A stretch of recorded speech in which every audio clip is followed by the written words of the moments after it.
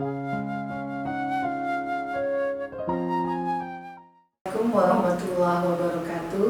Apa kabar semuanya? Semoga kita selalu berada dalam keadaan sehat. Baik, kali ini kita akan membahas tentang sholat berjamaah. Apa yang akan kita bahas nanti? Pertama adalah tentang keutamaan dan ketentuan sholat berjamaah, kemudian pelaksanaan serta hikmah apa yang bisa kita petik dari pelaksanaan sholat berjamaah. Indikator pembelajaran atau tujuan dari pembelajaran materi ini adalah siswa diharapkan mampu mempelajari dan memahami konsep tentang sholat berjamaah. Kemudian, paling utama, siswa diharapkan mampu mempraktekkan bagaimana tata cara sholat berjamaah serta membiasakan diri untuk melaksanakan sholat berjamaah. Kemudian, diharapkan pula siswa memiliki sikap demokratis, toleran, disiplin, kebersamaan, kerjasama, dan akhlak terpuji dalam kehidupan sehari-hari. Oke, kita bahas tentang keutamaan dan ketentuan sholat berjamaah. Ya. Nah, apa itu sholat berjamaah? Kita lihat di sini. Sholat berjamaah adalah sholat yang dikerjakan oleh dua orang atau lebih, ya, secara bersama-sama. Salah seorang dari mereka menjadi imam dan yang satunya lagi menjadi makmum. Jadi jika ada dua orang itu bisa melaksanakan sholat berjamaah. Yang satu menjadi imam dan yang satu lagi menjadi makmum. Kemudian apa hukum dari sholat berjamaah? Hukum sholat wajib berjamaah, ya, hukumnya sholat wajib maksudnya adalah sholat fardu seperti zuhur, subuh, zuhur, asar, maghrib, dan isya. Secara berjamaah adalah hukumnya sunnah muakkad. Sunnah muakkadah maksudnya sunnah yang sangat dianjurkan, terutama bagi laki-laki. Nah, apa saja yang bisa kita bahas tentang keutamaan sholat berjamaah? Bila dibandingkan dengan sholat munfarid atau sholat sendiri, sholat berjamaah mempunyai beberapa kelebihan. Di antaranya adalah pahala yang dilipat gandakan sebanyak 27 derajat. Sebagaimana hadis Rasulullah, An Ibnu Umar qala Rasulullah sallallahu alaihi wasallam, sholatul jamaah tafdulu ala sholatul fardhi bisad'in wa ishrina darajah. Sholat berjamaah itu mempunyai ketentuan, mempunyai keutamaan, yaitu sebanyak 27 derajat pahalanya. Nah, bagaimana pelaksanaan sholat berjamaah? Tentu ada beberapa ketentuan yang harus dilaksanakan. Pertama, syarat sah sholat berjamaah. Kemudian, syarat menjadi imam, ya, siapa saja yang bisa menjadi imam dan siapa saja yang bisa menjadi makmum. Kemudian ada beberapa jenis makmum, ya, serta saf sholat atau bagaimana runtutan ketika sholat, barisannya seperti apa, dan yang terakhir adalah hikmah dari sholat berjamaah. Baik teman-teman sekalian, kita bahas tentang syarat sah sholat berjamaah. Sholat berjamaah sah apabila memenuhi syarat sebagai berikut. Yang pertama, tentu ada imam sebagai pemimpin sholat. Kemudian makmum yang berdiri di belakang imam harus berniat untuk mengikuti imam atau niatnya makmuman, menjadi makmum. Dan sholat dikerjakan dalam satu majlis atau dalam satu tempat. Tidak boleh beda ruangan atau beda tempat. Misalkan imamnya di ruang ini, makmumnya di ruang sana, itu tidak boleh, tapi harus dalam satu tempat. Lalu sholatnya makmum sesuai dengan sholat imamnya. Jika imamnya sholat zuhur, maka makmum harus berniat sholat zuhur juga. Baik, setelah itu bagaimana syarat menjadi imam sholat berjamaah? Tentu tidak sembarangan orang yang bisa menjadi imam.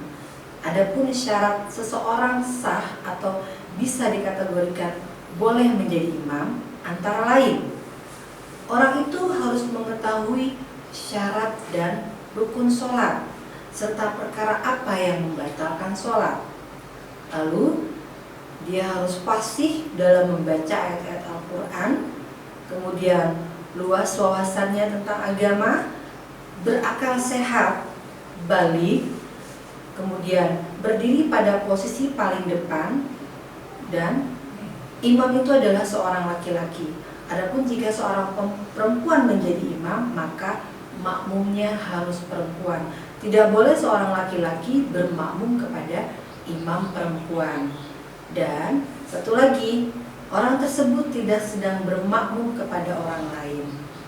Nah, setelah kita membahas tentang syarat sah menjadi imam, tentu ada syaratnya menjadi makmum. Yang pertama apa? Makmum harus berniat mengikuti imam. Kemudian kedua, makmum harus mengetahui gerakan sholat imam. Jika imam ruku, makmum harus ikut ruku, dan seterusnya. Lalu imam dan makmum berada dalam satu tempat, ya, tidak boleh berjauhan atau beda tempat dengan imam. Dan posisi makmum harus di belakang imam, tidak boleh lebih depan dari imam. Kemudian sholatnya sesuai dengan sholatnya imam, seperti yang tadi disyaratkan. Jika imamnya sholat subuh, maka makmum harus mengikuti sholat subuh juga, tidak boleh berlainan niat. Baik, lalu ada beberapa jenis makmum seperti yang kita ketahui, ada makmum muafiq dan ada makmum masbuk. Apa itu makmum muafiq? Ya, dikategorikan seorang makmum dengan makmum muafiq apabila orang tersebut, ya, dapat mengikuti seluruh rangkaian sholat berjamaah bersama imam, mulai dari takbir, membaca Fatihah, kemudian ruku dan seterusnya. Dia tidak ketinggalan satupun dari rangkaian kegiatan imamnya. Satu lagi yang disebut dengan makmum masbuk adalah makmum yang tidak sempat membaca Al-Fatihah bersama imam di rakaat pertama. Itu disebut dengan makmum masbuk. Kemudian, bagaimana tata cara sholat berjamaah? Pertama tentunya diawali dengan masuknya waktu sholat berupa azan, lalu dilanjutkan dengan iqomah. Ya, kalaupun azannya sudah agak lewat, boleh langsung iqomah untuk sholat berjamaah. Dan barisan rakaat atau shaf di belakang imam itu diisi oleh jamaah laki-laki. Kemudian setelah barisan jamaah laki-laki baru diisi oleh jamaah perempuan. Kemudian imam membaca bacaan sholat, ya, ada yang dengan jahar atau nyaring, dan ada pula yang disir atau dipelankan. Ya, bacaan yang dinyaringkan seperti takbiratul ihram, kemudian takbir intikal atau perpindahan dari misalkan dari ruku ke sujud, ya, kemudian tasmi dan juga salam. Juga ada Al-Fatihah dan ayat Al-Quran di rakaat yang 2 rakaat pertama pada sholat maghrib, isya dan subuh. Kemudian bacaan amin bagi imam dan makmum setelah Al-Fatihah. Lalu makmum mengikuti gerakan imam, tidak boleh mendahului gerakan imam. Nah, lalu apa saja yang menjadi halangan bagi kewajiban seorang muslim untuk melaksanakan sholat berjamaah?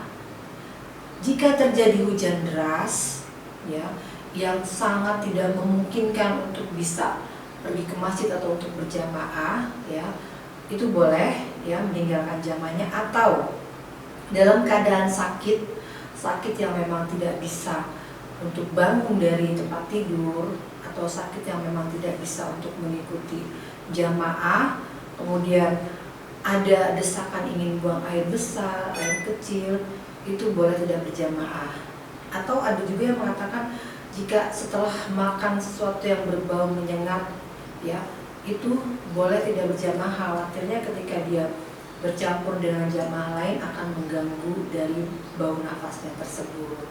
Nah, baik teman-teman sekalian, setelah tadi halangan sholat berjamaah, apa yang bisa kita petik dari pelaksanaan sholat berjamaah ini?